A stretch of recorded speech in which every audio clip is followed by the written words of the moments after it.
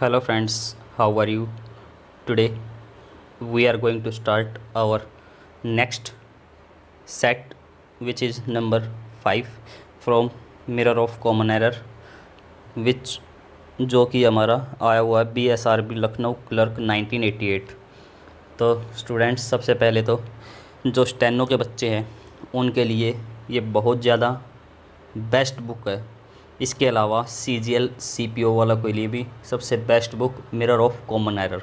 अगर ये आप लोगों ने अच्छी तरीके से कर ली तो मैं 100% गारंटी के साथ, जो कि हमारे 10 नंबर के स्टेनो के अंदर कॉमन एरर आते हैं और 10 नंबर के सेंटेंस इम्प्रूवमेंट, ये 20 नंबर में से कम भी आपके 19 नंबर कहीं नहीं गए। जो स्टेनो के बच्चे हैं उनके लिए स्पेशली है। तो मेरा मकसद भी सिर्फ स्टेनो के बच्चों के लिए था, इस सेट को करवाने के लिए, इस बुक को कंप्लीट। तो इसके अलावा CGL और CPO वालों के लिए भी सबसे बेस्ट बुक है ये। तो आइए अपना सेट 9 का फर्स्ट क्वेश्चन देखते हैं। क्या कहता है हमारा फर्स्ट क्वेश्चन, देखो। The vehicle which is stopped by the policeman contained a number of smuggled watches. ठीक है, देखो अब देखो यहाँ क्वेश्चन के अंदर मैंने क्या बताया था, अगर हमारा सेंटेंस प्रेजेंट में हो तो कंप्लीट हमारा प्रेजेंट में चलेगा। अगर हमारा पास्ट में हो तो कंप्लीट हमारा पास्ट में चलेगा।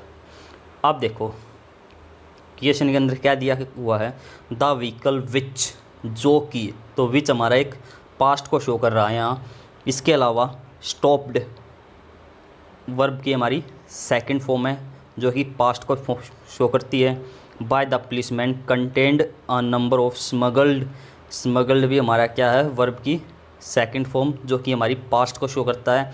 तो इसीलिए हमारा जो इज़ है, इज़ की जगह हमारा क्या आ जाएगा, वोज। तो ये हमारा सेंटेंस पहला कंप्लीट। Is it clear? अगर समझ में आया हो तो बहुत अच्छा। प्लीज़ चैनल को लाइक सब्सक्राइब ज़रूर कर देना और कमेंट ज़रूर करना। अगर आप लोगों को अच्छी वीडियो लगे तो प्लीज़ ये सब ज़रूर करना, ताकि मैं वीडियोस आगे बनाने के लिए आप लोगों के साथ जुड़ा रहूँ। अब देखते हैं सेकंड क्वेश्चन क्या कहता है हमारा। One should look for his own faults first and then for those of others। अब मैंने क्या बताया था, वन के साथ में हमेशा पोजेसिव केस वंस लगता है। मैंने क्या बताया था, वंस लगता है। ठीक है, वन के अकॉर्डिंग हमारा पोजेसिव केस वंस लगता हमेशा।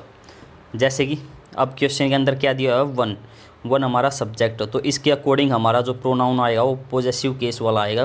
तो इसमें हमारा ऑन की जगह हमारा क्या आ जाएगा, वंस। ठीक है, इज इट क्लियर? तो चलिए नेक्स्ट देखते हैं। थर्ड क्वेश्चन क्या कहता है हमारा,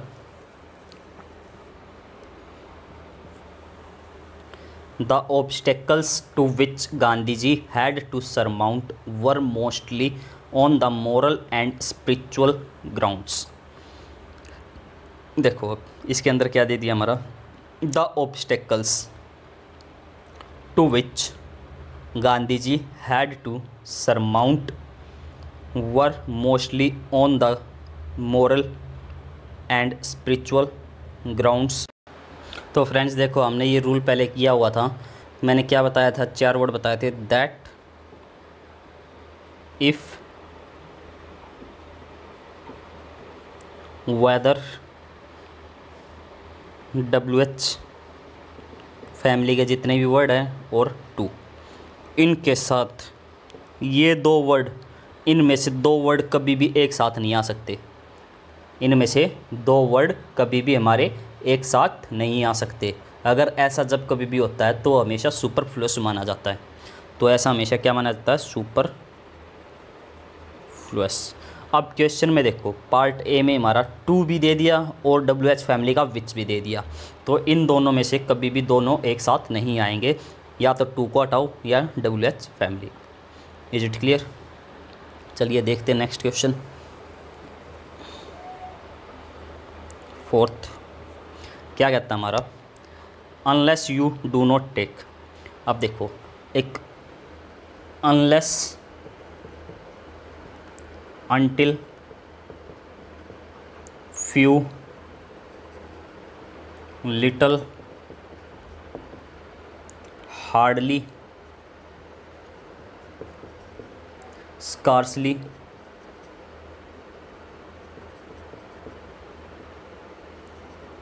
rarely, barely, seldom, if, no, not, never, ये जितने भी हमारे वर्ड्स हैं ये हमारे नेगेटिव को शो करते हैं और इनके साथ हम कभी भी नोट का यूज़ नहीं करते। Is it clear? ये ऑलरेडी में अपने आप में क्या है, एक नेगेटिव वर्ड्स हैं और इनके साथ हम कभी भी नोट का यूज़ नहीं करते। Is it clear? चलिए नेक्स्ट देखते हैं।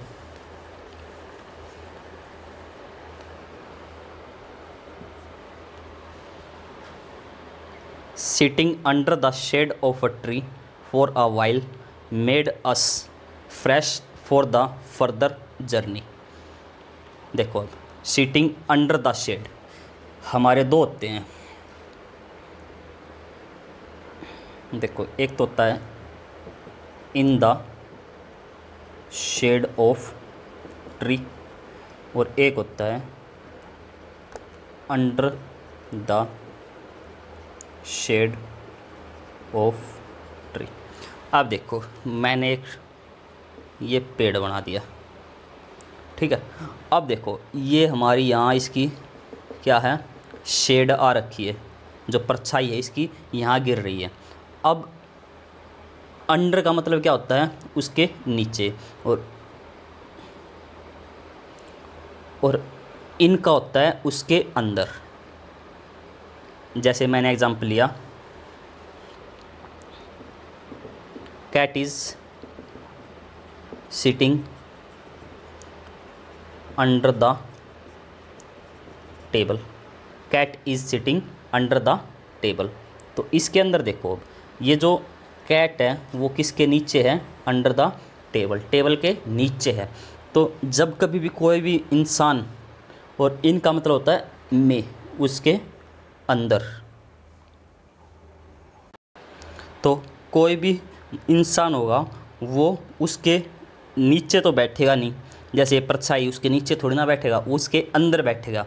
तो हमेशा अंदर के लिए in the shade of tree. Is it clear? तो चलिए नेक्स्ट देखते हैं।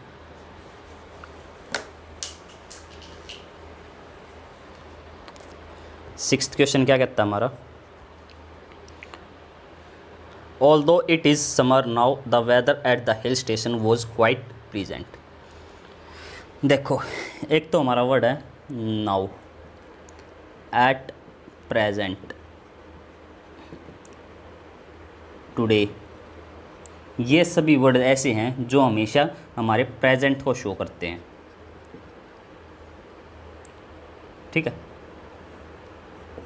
तो ये हमेशा प्रेजेंट को शो करते हैं, और प्रेजेंट को जब कभी शो करते हैं तो हमेशा मैंने बताया था अगर हमारा सेंटेंस प्रेजेंट में हो तो पूरा सेंटेंस हमारा प्रेजेंट में चलेगा, अगर पास्ट में हो तो पूरा सेंटेंस हमारा पास्ट में चलेगा।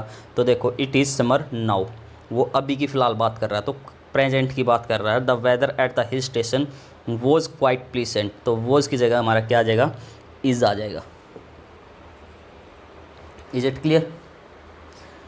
Next, fear is one of those emotions. देखो वन ऑफ के बाद मैंने क्या बताया था, plural noun plus singular verb का, ठीक है।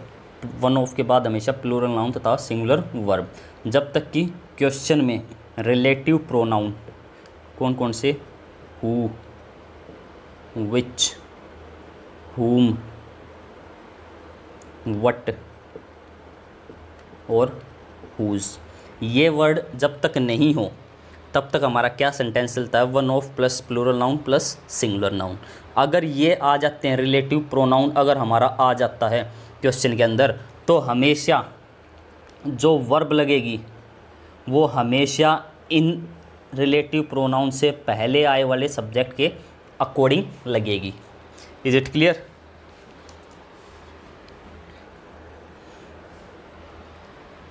चलिए नेक्स्ट देखते हैं।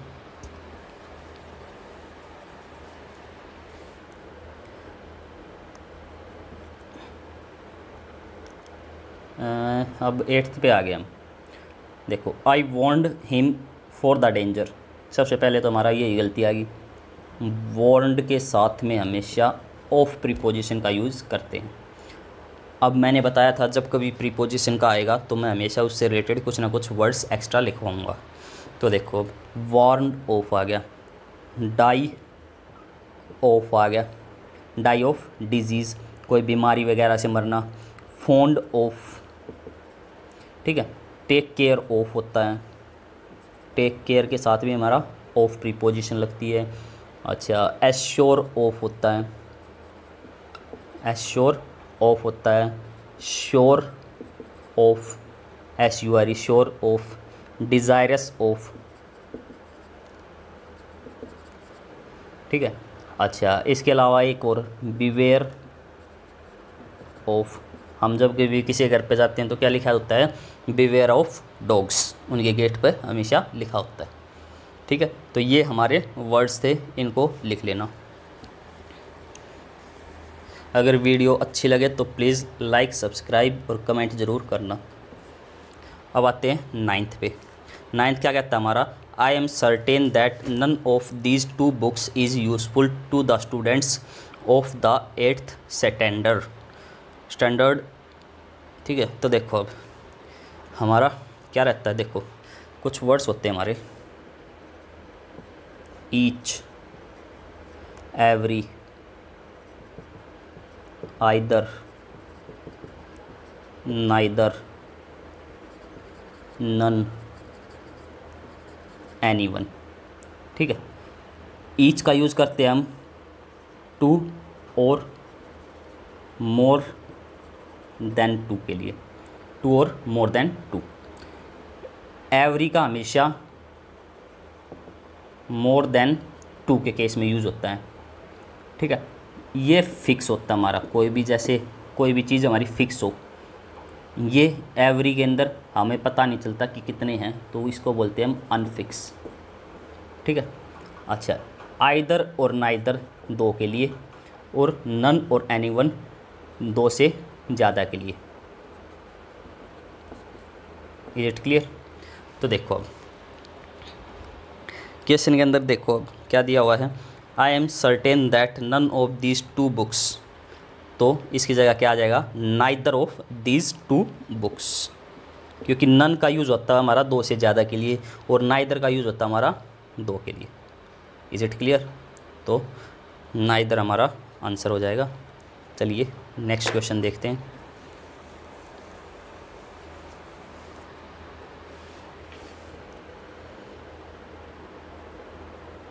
Tenth, the lawyer asked me where had I kept my clothes before taking a dip in the river. तो चलो देखते हैं। देखो क्वेश्चन के अंदर क्या है, the lawyer asked me. Asked हमारा किसको शो करता है, पास्ट फॉर्म को, और WH हमारी आ गई इसके साथ। अब मैंने क्या बताया था, जब कभी भी WH फैमिली का वर्ड हमेशा सेंटेंस के बीच में हो तो इसके बाद जस्ट बाद हमारा क्या आता है, सब्जेक्ट। और इन्होंने क्या दे दिया यहाँ पे, हेल्पिंग वर्ब, जो कि हेल्पिंग वर्ब नहीं आएगी, वेयर आई हैड आ जाएगा। Is it clear? तो चलिए नेक्स्ट देखते हैं। चलिए नेक्स्ट देखते हैं हमारा 11th क्वेश्चन क्या कहता है हमारा, the plays of Shakespeare are not only studied in European countries but also in oriented countries. देखो एक रूल क्या कहता है हमारा, नॉट ओनली बट ऑल्सो। अगर हमारा नॉट ओनली के बाद हमारी वर्ब की फ़र्स्ट फॉर्म हो तो बट ऑल्सो के बाद भी हमें क्या चाहिए, वर्ब की फ़र्स्ट फॉर्म। यहाँ वर्ब की सेकंड फॉर्म है तो यहाँ भी वर्ब की सेकंड फॉर्म, यहाँ थर्ड फॉर्म है तो यहाँ भी हमारी थर्ड फॉर्म चाहिए। अगर यहाँ हमारी आईएनजी फॉर्म है तो यहाँ भी हमारी आईएनजी फॉर्म चाहिए। अगर इसके बाद हमारा कोई जीरंड है तो हमें यहाँ भी इसके साथ भी बट ऑल्सो के बाद भी जीरंड चाहिए। Is it clear?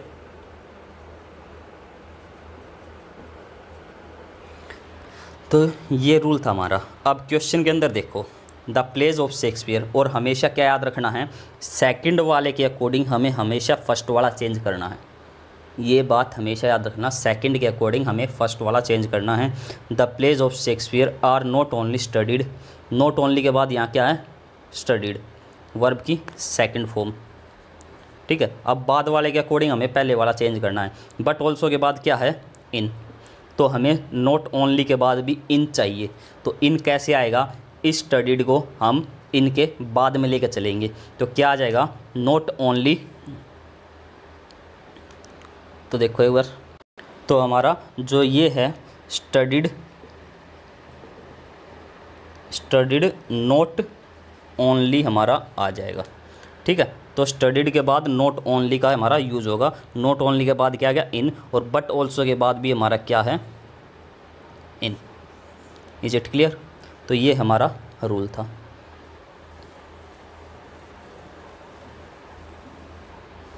चलिए नेक्स्ट देखते हैं, 12th। To our surprise,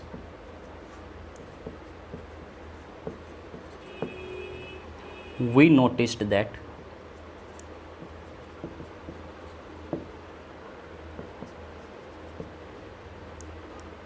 every, चलो इसके बाद तो देखते हैं। अब देखो स्टार्टिंग है टू आवर सरप्राइज, टू हमारे क्या एक प्रीपोजिशन है, तो प्रीपोजिशन वाले पार्ट को हम कट कर देते हैं, मैंने पहले बता चुका हूँ ये रूल।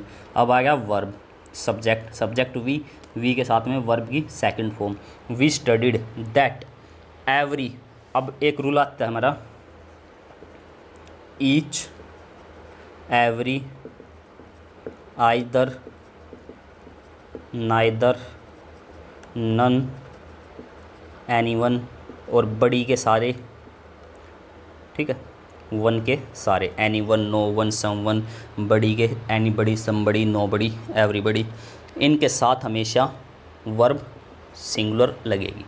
ठीक है, अब देखिए क्वेश्चन के अंदर क्या दिया हुआ है, we studied that every soldier and every sailor was, तो इनके साथ में वॉज आ गया। वॉज हमारी क्या एक सिंगुलर वर्ब है, हेल्पिंग वर्ब है, तो हमारा ये सेंटेंस बिल्कुल ठीक है, no error. Is it clear? Next,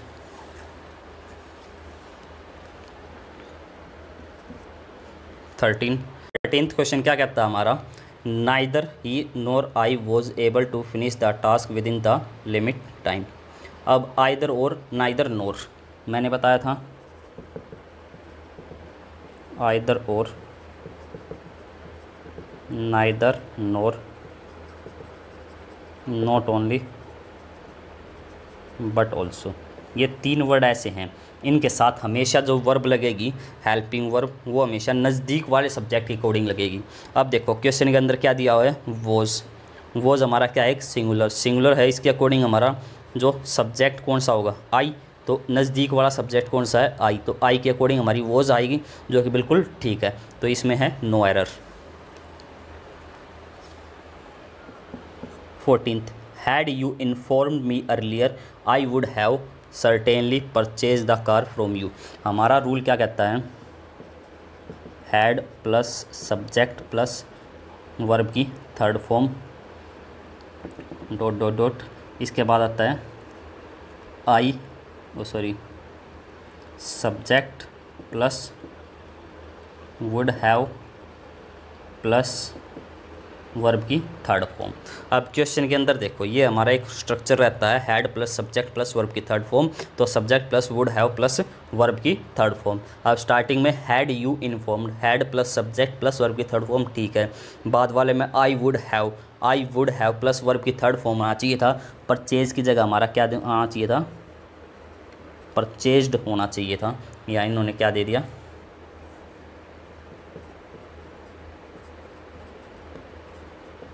ठीक है, ये हमारा ठीक होगा। चलिए next 15th, the few clothes they had were all tattered and useless. The few clothes, ठीक है। अब देखो फ्यू हमारा क्या है, यहाँ द फ्यू हमारा सिंगुलर है, सॉरी प्लूरल है, प्लूरल के अकॉर्डिंग क्लोथ्स हमारा यहाँ बिल्कुल सही है। They had were all tattered and useless, बाकी हमारा ये सेंटेंस सही है, इसके अंदर no error answer. Is it clear? तो फ्रेंड्स ये थी हमारी सेट नंबर 9th। सो अगर आप लोगों को अच्छा लगा हो तो please like, subscribe and comment ज़रूर करना। And thanks for watching.